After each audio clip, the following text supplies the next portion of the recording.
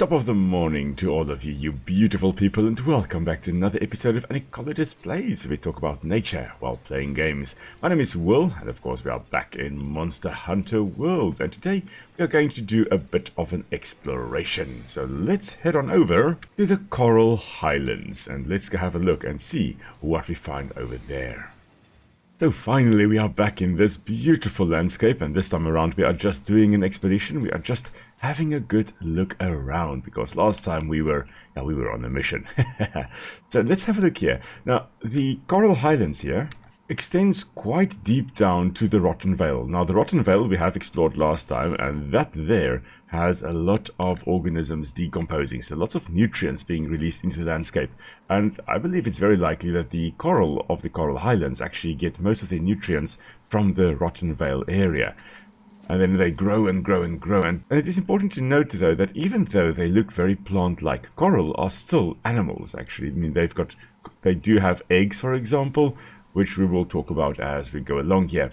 There are lots of little coral trees over here, but remember, coral trees, they're actually coral animals over here. So let's actually jump down, have a good look at them. We've got Tzitzi-Ya-Ku footprints over here, and that's actually important because, well, we want to have a good look at Tzitzi-Ya-Ku today as well. That is the idea, at least. I do find it very interesting looking at the bright colors here of the Coral Highlands, of these coral trees, for example. The bright pink color. This could be due to mutualistic zooxanthellae living in their cells, giving them their color, maybe also photosynthesizing, maybe also giving them some nutrients, or some food at least. But this really is a beautiful landscape. And as is typical of coral, the coral here will be reproducing with eggs. Now in our coral reefs, for example, the male and female individuals will be releasing their sperm and eggs at the same time, and they do what we call broadcast spawning. In this case, I believe the same is happening, but instead of happening in water, it is just happening in the air. And also, I'm pretty sure, also broadcast spawning happening here. Now, the Coral Highlands is quite a tall biome. I believe there is a lower section. If we were to go down here, eventually I think we'd get down to the lower section. But there is also the uplands as well. Lots of table coral we can see in the distance there. Lots of barnacles we talked about previously. Really a lot of life in here. And the little wigglers. Again, we most likely should be able to walk up a little bit closer to the wigglers over here. Very interesting, the bioluminescence on them as well. The little garden eel-like wigglers over here. Now the bioluminescence we've got here with the wigglers could serve two purposes. It could be to either communicate with one another, to let them know, okay, here I am. Hello, how are you? Or it could be to attract food to it. But I don't think it is to attract food. I think these guys are feeding mostly on detritus floating past, so dead things, the dead coral pieces floating down or things like that. Maybe they also will be feeding on invertebrates. I'm not 100% sure. But in any case, they most likely won't be swimming around looking for food. So maybe it could be to attract living organisms to them to feed on. But I do think it is mostly actually to communicate with one another. Now you can imagine if you are a whole colony of wigglers, you're constantly looking out for danger. I mean, these guys really can't defend themselves well. I mean, walking up to them, if they bite you, it's like, yeah, no, that's not a problem. So they don't really have a good way of defending themselves. But being in a group like that, if danger approaches from this side and this wiggler pops down, the others will immediately recognize that, oh, Johnny over there is no longer shining his light bright like a diamond, so maybe we also should retreat down into our little burrows. I mean, you can see the little holes there. That's quite cool. So it may be a defense mechanism that they realize that, oh, there are fewer of us out now. Maybe we should all just head down into our burrows because there is danger approaching. It's one of the advantages of being in a group, especially if you are a small, relatively defenseless creature like the wigglers are over here. Being in a group, if the one plops down, whoops, you can also react accordingly and also plop down into your little burrow.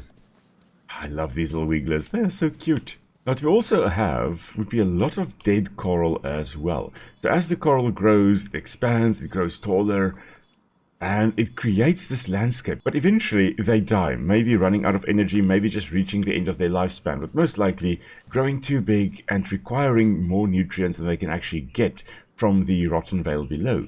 And eventually they die. And that leaves behind their calcium-rich exoskeletons like we have over here. These may be rocks, but I think most of this actually consists of the skeletons of the coral that were alive at one point or another.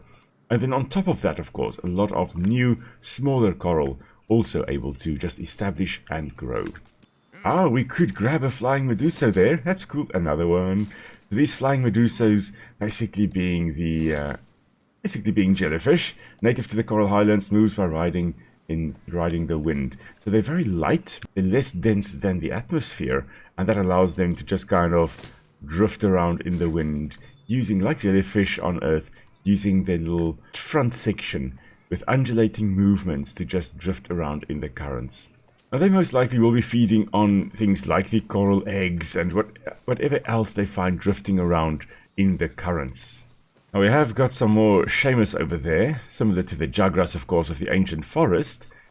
Pack hunters, really more of a nuisance than a danger. Hello guys. You are, of course, going to attack us. I know you are. Yeah, there we go. Look, I was just minding my own business, but you guys are being a nuisance. Come on, you should be retreating. Because I have killed a few of you. There we go. Go away. Now we won't leave any carcasses behind. Anything we kill, we must harvest. This is the way. And another pack of Seamus. Ah, I see the Tzitzi-Ya-Ku is on its way. Should be right up here. Ah, here he comes. Hello, Tzitzi-Ya-Ku. Oh, definitely one of my favorite creatures around. Mainly because it is also a prankster. Oh, he's fast. Long legs allowing him to, well, waddle very, very peculiarly. And we're having great difficulty actually keeping up with it. Hello there, Tzitzi. Oh, and off you go again. Really? Oh, this is a beautiful area. And there goes Tzitzi-Ya-Ku. A very adept climber, using his front claws and his hind limbs to also just climb up. No problem. But if you're living in an environment like the Coral Highlands, and you've got to constantly get up and down from wherever you want to go, then being able to actually climb, and climb effectively, is a good adaptation. Similar to being arboreal, living up in trees. If you want to live up in trees, you've got to be well adapted to actually climb around. Now let's talk about Tzitzi-Ya-Ku, because, well, Tzitzi over here is very, very relatively relaxed. Okay, let's just get a little bit away from her. Hello. I believe they won't attack us. I think we should be safe. Very, very dinosaurian in appearance. Long tail, most likely used for balance. Could also be used as a weapon, like monitor lizards will also use their tails to attack whatever threatens them. And then, of course, the two little tentacle-like horns on top of the head there, being a very, very nice adaptation, and we'll probably see this Tzitzi-Ya-Ku using it in a moment. But that, of course, is the membrane that they will use to produce those very, very bright flashes with. And then also on their hind limbs, those sickle claws, similar to the dromaeosaurs that we had on Earth, where they would use that to most likely pin down their prey and deliver the killing bite. There we go, marking its territory using the scratches there, similar to how we saw Rathalos, I think it was, in the ancient forest. And also similar to how leopards and house cats as well will be marking their territory, making scratches, possibly leaving a scent behind if they've got scent glands on their feet, leaving a scent behind for other Tzitzi-Ya-Ku to realize, okay, this territory is actually already occupied. Let's stay out of this area, shall we? Now, what this one is most likely doing at the moment is just patrolling its area. Ooh, is it going to flash? Almost looked like it was going to flash the Raffinos over there. Apparently not. Are you gonna flash these guys? No? Are you attacking me? Don't attack me. Someone is attacking me.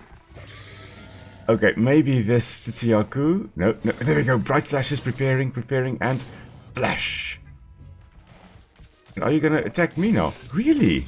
Wow, okay, so maybe I have just overstayed my welcome, I guess, to a large extent. Well, that sucks. I really thought Tzitzi-Ya-Ku was going to be okay. But no, okay, there we go. I was caught in the blast there. Don't attack me now. Come on. That was a nice little hit. Well done. Well done. Well done. Okay. So I guess fighting it is. Miss. Now I do believe Tzitzi-Ya-Ku is weak to... Oh, this is gonna hurt. Yeah, there we go. Got me in that last area there. It's really amazing how the Tzitzi-Ya-Ku actually does this. What it will do is, the flashes there is actually due to the food that it also eats. There we go, I was out of range of that. It's a relatively short range, short to medium range attack that they do with the flash there. But what they will do is they will be feeding on things like bright moss, which of course is bioluminescent. And then it stores the bright moss, or at least the flashy compounds, in that membrane area there. And then when the need arises, they will stimulate that with either electrical charges, so we're just going to get out of the flashy zone. Either stimulate with electrical charges or muscle contractions, or some way stimulate the compounds or the bright moss that is within that membrane there. And then that results in them actually, and we're going to be stunned. Or not, just out of range. And that will result in that bright moss, or the compounds of the bright moss, the bioluminescent compounds, being stimulated again to actually result in that bright flash. And I think that really is just amazing. Now, let's see, how do you do with a flash against yourself? You are immune to it, it seems. Now, the Tzitzi-Ya-Ku should be vulnerable to lightning, to thunder damage, so that is what we are going to be using against them. Yeah, you see, he is immune to my flash-fly cage. Let's just get behind him, because, well, he is orientated one way, and that will result in him, of course, flashing in that direction. So if we just get behind the flashy bit, we should be alright. Oh, he's flashing the Shamos over there. They, of course, are very vulnerable with their big eyes. Living in lower light conditions, they are very vulnerable to bright flashes or sudden bright flashes. Very interesting that our flash-fly cage is going to be pretty useless against the thing that makes light itself. There we go, there's the Tzitzi-Ya-Ku again. Hello, Tzitzi. And surprise! I don't actually want to kill the Tzitzi-Ya-Ku, I do just want to injure him sufficiently that I can actually catch him, because I would like to actually capture something for a change. Oh, here comes Paulumo as well. Paulumo, we really don't want to attack you. We really don't want to attack you. And you know what, we also don't actually want you killing our Tzitzi-Ya-Ku. Are you really going to attack me as well? Oof, of course, grounded by the Tzitzi-Ya-Ku's flashy attack. The Tzitzi, of course, recognizing that, oh goodness me, I am seriously outmatched. Let's flee. But fleeing is a valid strategy. It really is a strategy that is used so often in nature. If you're outmatched, if you're outclassed, just don't fight. Like, fighting really is not worth it if you're going to potentially die. And there's always that risk in fights that you are in fact going to lose your life. And what's the point then? Okay, let's get out of the way, get behind him.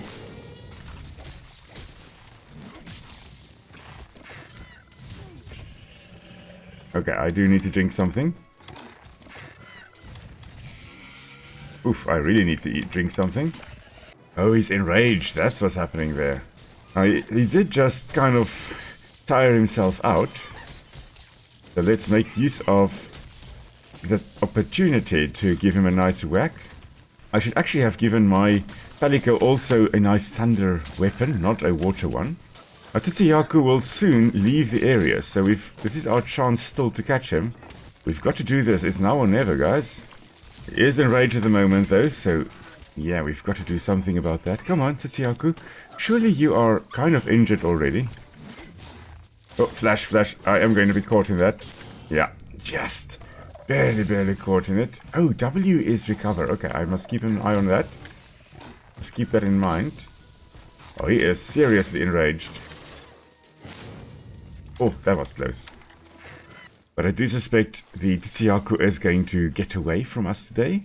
I don't think we are going to finally catch one. But you know what? This is also fine. Even if we don't catch one, at least we have an awesome battle here. And at least we can talk about the ecology of this amazing, amazing creature. He is currently here amongst the Seamus. Not very happy with that.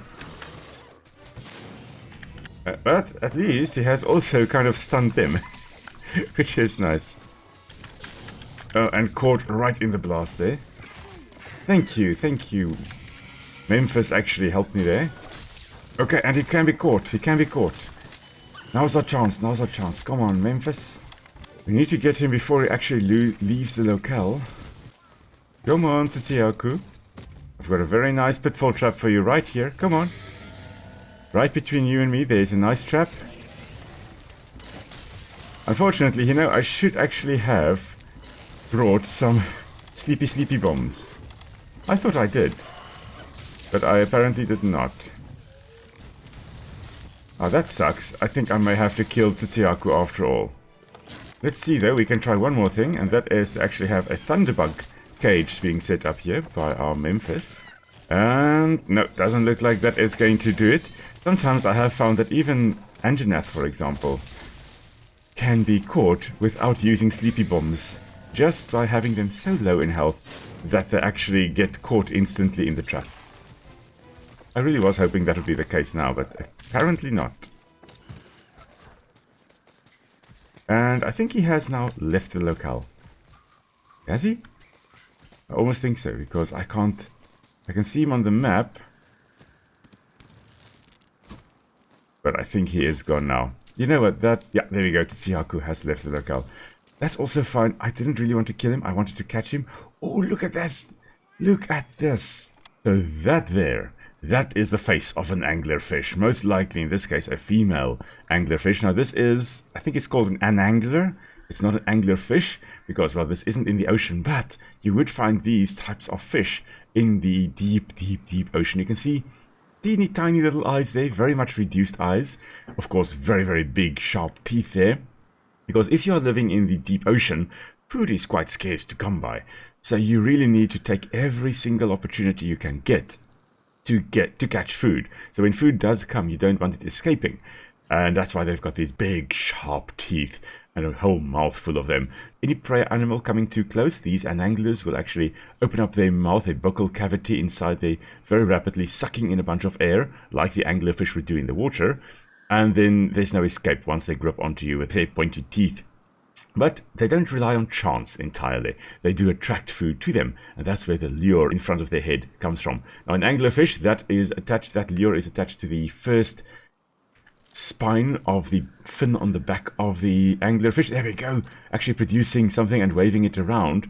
So bioluminescent, again, also producing its own light, most likely as a result of some chemical reaction, either via the anglerfish or the anangler itself here doing it, or by bacteria in the lure there, waving it around. I believe these guys actually feed on those jellyfish we saw flying around, the meduso, so the flying meduso.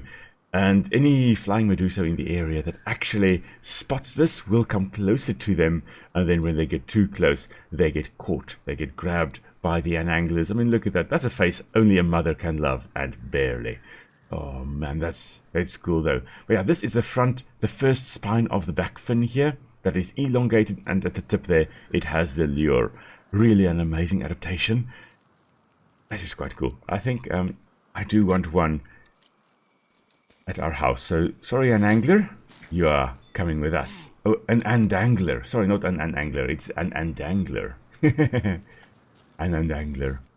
I would have expected them a little bit more here by the water itself, not actually running around on dry land up there. But I do believe, that one did have a moist skin. So I suspect they do come down to the water occasionally or relatively regularly to actually moisten their skin again. There we go, plopping down to the water. There we go, as expected, coming to moisten. If they are like amphibians, if they are like frogs, they will need a moist skin to actually breathe through.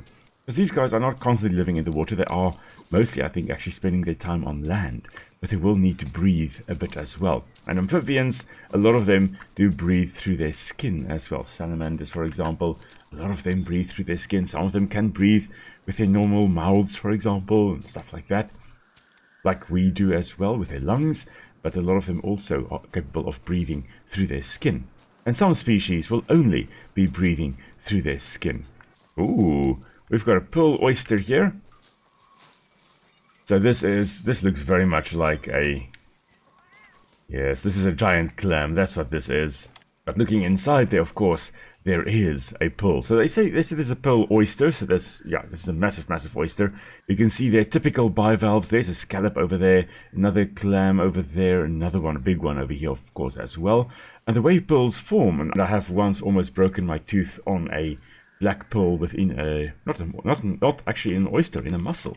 What happens is that there is a piece of dirt or something irritating the inside of the clam or mussel or oyster, and then the organism secretes a slime around that sand particle, and then over time more and more layers get added to it, and it forms the pearl.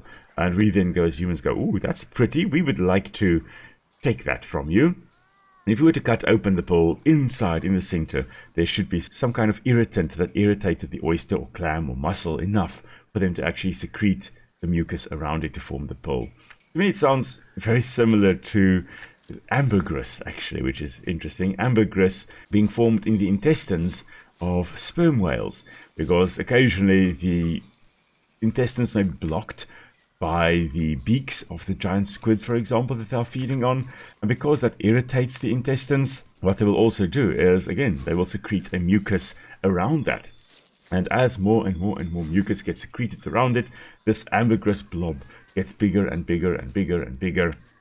And eventually, it may clog up the sperm whale's intestines altogether, and it bursts or ruptures, and the sperm whale may die. And then, ambergris gets released. But that is, I think, a story for a different time. I just thought I should probably mention that. Okay, I think I quickly want to head over to that area over there. There's a good reason for that. Because as you can see here, it's still bright over here. Lots of living coral. This really is the vibrant section of the Coral Highlands. But I think as we go to this side, things are going to change a bit. Oh, such a beautiful environment.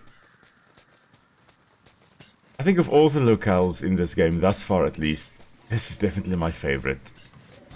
Oh, hello, Paolumu. Paolumu is really such a beautiful creature. We are going to talk about them again in future, but look at those interesting wings, though. These wings, almost to me at least, remind me of the fairy fly, I think it is called, which are so small that for them, the air around them is more like syrup than it is to us that we can move through easily. They kind of grab onto the air particles and pull themselves forward. And the wings here of the Paolumu remind me very much of that. Kind of made to grab onto the air and fly forward. Okay, I think this is actually where I did want to go. It is... Is it? I think this is. I wanted to head down deeper. I think over here we can go down, yeah. Because if we just look down here, you can see there, that's the Rotten Vale down there. That's where all those dead organisms are and where they die and decompose and release their nutrients. And that's the fuel of the Coral Highlands. And as we head, I think if we head down here, we should go down a bit. And yes, indeed, you can see it's already starting to get a little bit murky. This is what we call an ecotone, which is an overlap between two very different ecosystems. So we have species of the top area, and we've got species of the lower area occurring here, and we most likely will have species only occurring in this ecotonal area. And so you can see it's kind of got a little bit of the effluvium gas kind of feeling around here, but we've got a lot of coral, a lot of smaller coral species here, kind of scratching out their survival, and voila. Suddenly it actually changes a little bit more into the proper Rotten Vale atmosphere. Lots of death, lots of decay. Lots of fungi as well. Blue mushrooms here. There should be a whole bunch of different fungi in this area. There we go. Parashroom as well. Something's poop. We've got andanglers over here as well. Not sure where the flying medusos are that these guys apparently are feeding on, but you know, maybe there is something for them. We can grab some more pearl oysters here as well. And some more over here as well. And some more. Wow. Lots of pearl oysters down here. Wait a minute. There's another little critter. What is this? Oh, it looks almost like a little catfish. With big eyes to spot their food in the lower light conditions that we are in currently. Oh.